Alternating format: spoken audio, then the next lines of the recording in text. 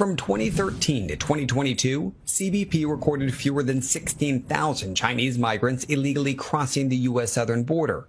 This past year alone, more than 31,000. That's roughly double the prior 10 years combined. But unlike those fleeing countries in turmoil like Venezuela, Cuba, or Haiti, these migrants are leaving the world's second largest economy. Xi Jinping is directing them to come to America, set up shop here, settle in, and then eventually act as saboteurs should Xi Jinping turn its guns on America. What's going on with an increase so significant of encounters with Chinese nationals who are largely military-aged men at the border? So you think this is all planned, that Xi Jinping is directing these military-aged people to come into America and settle here and be saboteurs when he's ready?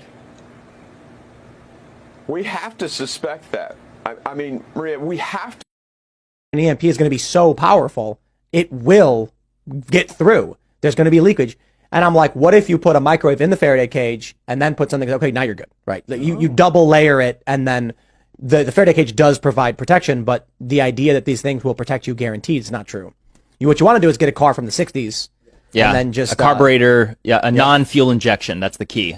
Because the single explosion unleashes electronic waves 1,000,000 times more powerful than any radio signal on Earth.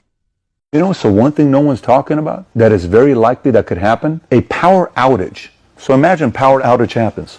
No light, no fridge, food is no longer good, no phone charger, phone is done, no internet. What happens to your life? FYI, come on, Pat. That would never happen to us. So let me give you our score on how good we're doing with power energy system. The American Society of Civil Engineers.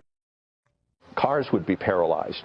Airplanes could fall out of the sky. You'd have natural gas pipeline explosions, nuclear reactor overloads. And worst of all, if you had a protracted blackout, it would be a serious threat to the survival of the American people. No.